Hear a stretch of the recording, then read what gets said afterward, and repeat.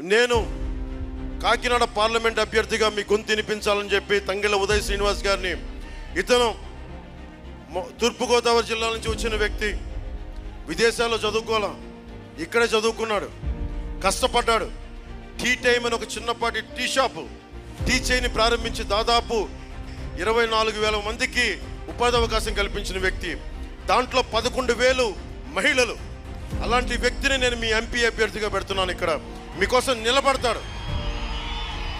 ఉదయ్ శ్రీనివాస్ ఒకటే చెప్తున్నా, ఏ మాత్రం కనుక నువ్వు మా అన్నదమ్ములకి మా ఆడపడుచులకి ఏ మాత్రం తేడా చేసినా, ఉదయ్ శ్రీనివాస్ జగన్ ఎలాగ చీల్చి చెండాడుతున్నానో సొంత ఎంపీ అని చూడకుండా చీల్చి చెండాడేస్తాను.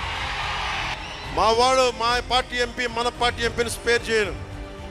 వీరందరూ రాజ్యాంగానికి కట్టుబడి ఉండాలి, నాతో సహా, పవన్ కళ్యాణ్తో సహా.